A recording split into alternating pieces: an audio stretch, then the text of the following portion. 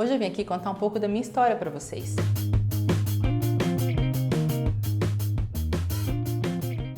Cada dia que passa eu tenho recebido mais gente no meu Instagram, novos seguidores no Telegram, então eu vim aqui contar um pouquinho de qual foi minha trajetória para chegar até aqui. Eu sou baiana, de Juazeiro da Bahia, morei aqui até os meus 8 anos de idade, depois disso eu mudei junto com meus pais e a gente morou 8 anos em Minas, 8 anos em São Paulo, onde eu fiz a minha faculdade de terapia ocupacional na PUC de Campinas. Me formei em 2008. Saí de lá ainda querendo atuar na área de adulto, reabilitação adulto e idoso, então fiz uma pós-graduação em ergonomia para atuar na área de saúde do trabalhador e alguns cursos voltados para reabilitação física. Após um tempo de atuação em algumas clínicas, alguns estágios, resolvi então vir passar uma Semana Santa na casa da minha avó aqui na Bahia e um amigo, engenheiro de segurança do trabalho, me convidou porque aqui na região não tinha terapeuta ocupacional que atuasse na área de saúde e segurança do trabalho. Encontrei naquilo uma ótima oportunidade e me mudei para cá. Mas chegando aqui, logo após 6 meses, fui convidada para atuar na área infantil. Ainda não era o que meu coração acolhia para a atuação. Então atuei por 3 anos no sistema penitenciário, atuei no hospital regional da cidade e resolvi aceitar um convite para trabalhar no ambulatório para atender idosos e adultos na área de reabilitação. Mas chegando lá, a minha agenda era composta de 20% de adultos e uma lista de espera com muitas crianças. Comecei a atender aquelas crianças, mas eu ainda não me sentia muito segura. Claro que quando a gente é recém-formada, a gente acaba aceitando convites e a gente não tem ainda uma identidade, né? A gente ainda não tem um perfil de trabalho, de atuação, por mais que a gente tenha algumas preferências. Mas aceitei aquele desafio proposto pela minha sócia e por uma amiga psicóloga e comecei então a atender essas crianças. Mas eu comecei a perceber que eu precisava de mais estrutura e eu não tinha essa estrutura. Os estágios na faculdade tinham sido muito vagos e as matérias relacionadas à criança não tratavam de autismo. A gente falava de síndrome de Down, paralisia cerebral, outros transtornos, outras síndromes, mas em se tratando do autismo, a gente pouco falava. Então eu comecei a estudar, comecei a participar de alguns cursos, ler alguns livros e comecei a convidar essas minhas 2 amigas e sócias que já tinham prática e experiência, que participavam de muitos cursos, para que a gente tivesse mais momentos de troca, já que a gente tinha um monte de paciente em comum. Então eu fui sendo conquistada. A área da criança não era algo que eu pensava em trabalhar. Durante os meus estágios da faculdade, não eram os estágios que eu priorizava.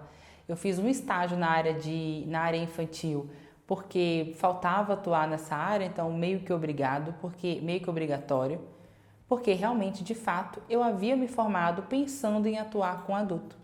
Mas eu fui sendo conquistada e a demanda foi chegando. E quanto mais eu estudava, quanto mais eu me estruturava, mais eu percebia que a gente tinha resultado. Quanto mais eu aprofundava e imergia no modelo centrado na família, mais eu percebia que eu ia criando conexão com essas famílias. Então eu fui buscando pós-graduações e aprimoramentos voltados para a prática da infância. Saí desse ambulatório, eu e minha sócia abrimos uma clínica nossa, a gente alugava uma sala em uma clínica, que já foi um outro grande desafio, um outro grande passo, porque na minha graduação a gente sai para fazer um concurso ou para trabalhar numa clínica já conhecida na cidade. Pouco é estimulado o empreendedorismo na área de terapia infantil, pouco é falado questões voltadas ao marketing que a gente precisa e ferramentas que a gente precisa para utilizar na prática, para usar como ferramenta, de fomentação, de enriquecimento do nosso trabalho. Então eu percebi que haviam lacunas que eu precisava me aprofundar e fui estudando, comecei a investir nas minhas redes sociais, a postar mais coisas. Eu recebia dúvida das mães na clínica, que para mim eram perguntas fáceis de ser respondidas, que eu falava, eu não vou postar sobre esse assunto porque todo mundo já fala disso. Mas aí quando eu postava um assunto que parecia simples, eu percebia que muitas famílias tinham aquele tema como desafio na sua rotina, ou que muitas famílias precisavam daquela informação para ter um olhar diferenciado, para ter uma rotina enriquecida, para ter um ambiente mais estruturado, para que houvesse então uma estimulação mais adequada para aquela criança. Então eu fui me engajando em envolver mais as famílias e aprimorar mais a minha prática. Tive necessidade de aprimorar, de fundamentar minha prática em ciência, em resultados, em instrumentos e protocolos. Comecei a fazer alguns cursos, comecei atrás de alguns protocolos que estão disponíveis de forma gratuita, mas que pouca gente ensina, que pouca gente compartilha. E fui voltando então a minha atuação para a área comportamental. Quando eu comecei a fazer os cursos e os estudos para formação profissional no Instituto Farol, que é sobre o modelo Denver de intervenção precoce. E a partir dali, todas aquelas peças, todos aqueles estudos, livros, supervisões, aprimoramentos começaram a se encaixar e a minha prática começou a se tornar mais estruturada. E eu percebia muitos colegas, muitos amigos, muita gente que me conhecia nas redes sociais entrando em contato comigo para que eu desse uma supervisão, para que eu pudesse ver um relatório, ajudar na estrutura de um plano de intervenção.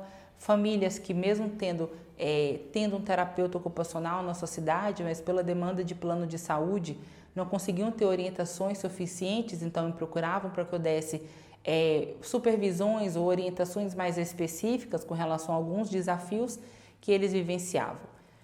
E aí, encorajado por alguns amigos, eu elaborei então meu primeiro curso, que foi o aprimoramento de intervenção precoce no autismo. Nesse curso, que é para profissionais de saúde e educação, eu auxilio esses profissionais com base na atuação pautada na ciência da análise do comportamento, a como que a gente acolhe, aplica anamnese, avalia, observa e calcula esses números, esses dados que a gente atinge, né, com a aplicação dos instrumentos, como que a gente transforma esses números, aquele monte de pergunta que a gente faz para a família, né? Sim, não, faz, não faz, como que a gente transforma aquilo em itens de prioridade para estruturar um plano de intervenção? Por quanto tempo a gente aplica? Como que a gente, depois de um tempo, 3 ou 6 meses, como que a gente reaplica essa estrutura para que a gente perceba em quais domínios a criança se desenvolveu, em quais ela está demonstrando mais dificuldades, como que a gente elabora um relatório, já que os nossos relatórios clínicos auxiliam os médicos, neuropediatras, psiquiatras infantis a fechar o diagnóstico dessa criança. Então, nesse curso eu coloquei todos esses critérios, tudo que eu aprendi ao longo dos 2 anos, tudo que eu precisei quebrar a cabeça, tudo que eu precisei investir, correr atrás, pagar a supervisão, coloquei todos esses itens em módulos dentro de um curso. Fora isso, os alunos desse curso também aprendem muito sobre o marketing digital e aprendem também sobre como olhar para si, né? Então a gente tem o suporte de uma coach profissional para que ela dê o auxílio e nos ensine a utilizar as ferramentas pessoais da nossa inteligência emocional para que tudo isso enriqueça a nossa prática clínica. E aí ainda não me era suficiente, porque durante as campanhas dos meus cursos eu percebia muitas famílias me questionando se poderiam participar daquele curso, porque aquilo que eu oferecia como estrutura para o nosso olhar clínico parecia faltar na vida daquelas mães. Então elas moram no interior e não tem bons terapeutas que trabalhem com intervenção precoce, ou elas são atendidas pelo plano de saúde e são terapias ainda muito corridas e que não conseguem acolher e orientar. E aí, com base em todas essas demandas das mães, eu criei então um outro curso chamado Conexão Família, porque o meu intuito é justamente esse: aproveitar das redes sociais, aproveitar da internet e do auxílio, né, e das possibilidades e facilidades que a internet nos traz para que eu consiga me conectar com mais mães.